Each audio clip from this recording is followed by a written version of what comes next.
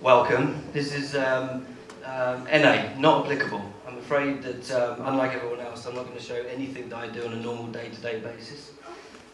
Mainly because it bores the shit out of me when I'm doing it, and to talk about it for 6 minutes and 40 seconds would bore me even more. So there is a warning as well. None of the mentioned words here are going to be applicable.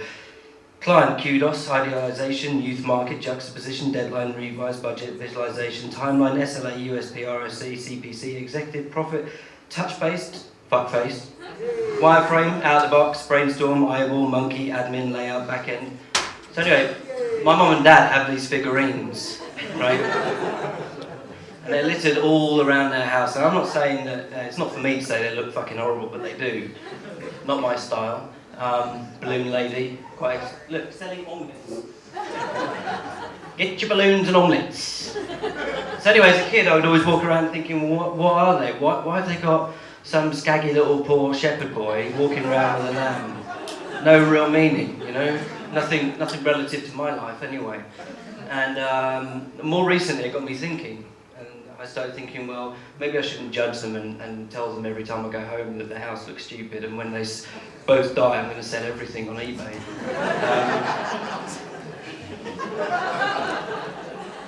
It got me thinking, what would I do if I was to create my own set of porcelain figurines? And because I don't like these. And so I thought, well, what I might do is actually create my own whole range of porcelain figurines that actually have a bit of substance and maybe a bit of meaning. Is that sure? That's 20 seconds. You sure? Oh, we've got another one. All right, hecklers. Someone's had too much to drink. Anyway, yeah, it's free. Anyway, where was I? Yeah, porcelains. I kind of came up with this idea that maybe I should develop my own range and avoid these meaningless things that kind of sit around the house and have no relation. You probably can't even read that. Anyway, I've kind of come up with this name called Porcelains, and it's not a reflection of the range of characters I'm going to do because they're poor. It's more that this range of figurines would be like a social statement. If you buy these porcelain figurines, if they ever get made, and this is not how it will look, it's just a shit representation I made in Photoshop, but the idea is that each of them have a story behind them, and they're not necessarily related to any one person, they're related to a whole host of people that we've kind of talked to and amalgamated into each personalised story. So you have the kind of the Polish guy who's come over to England and is working, and it's not necessarily about saying all these bastards taking our jobs, it's nothing like that, it's just about having, if you want to have these figurines and you have them in your house, then they have a purpose, and they're not just kind of Edwardian figurines and transvestite shepherd boys and people like that. Actually, there's a little story to them, but they also serve as decoration. Bitch. So anyway, there's Crystal Martin, who's got 5 kids, collects benefits. I call her the benefitter.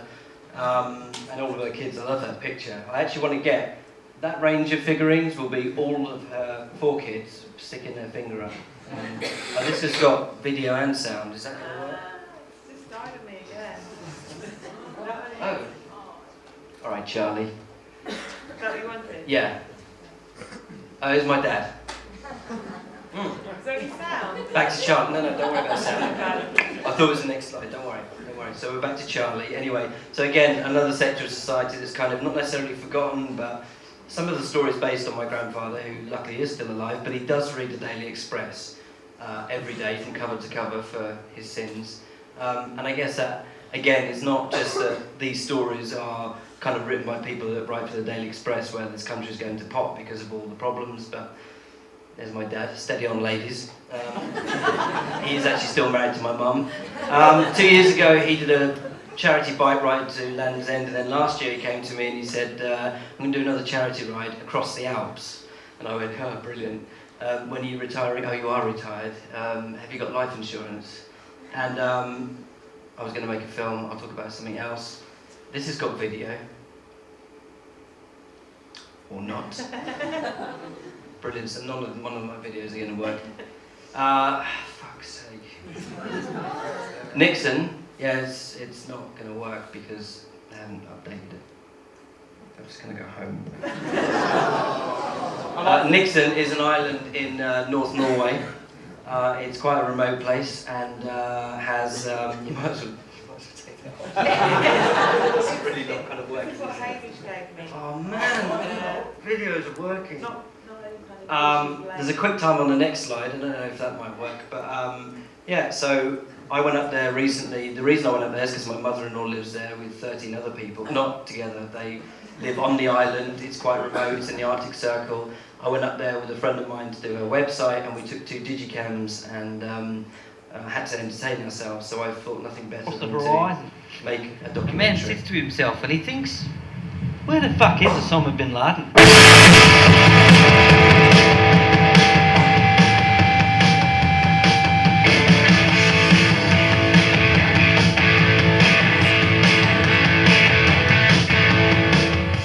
Yeah, we made a documentary called Where the Fuck is Osama bin Laden, based on me being a stupid Australian explorer looking for Osama bin Laden in the war.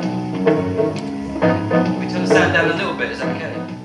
This is a little documentary I'm going to be making this year about the 14 inhabitants on the island. This is a 14-second teaser trailer, get it?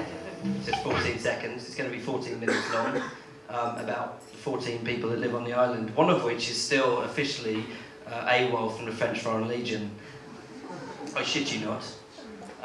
Not content with doing funny little film projects, my girlfriend and I have just bought this rather mental building, which is a old fishing wharf building. As I said, there's about 14 people live on this island, and but in the summer they have around about 10,000 tourists or so come through, for God knows what reason. But what we're going to do with the building is yet to be decided, but we want to put recording. Why is it going so quickly? Are you playing on your iShuffle again? I've got bored, Steve, I'm sorry. You got bored? That's nice. All these projects are related to the fact that I've got no time and no money hardly, and we're always babysitting our son Enzo. And then if the quick time works on the last one, it kind of surmises why I don't have any time, because I'm always bloody working. Next one, please.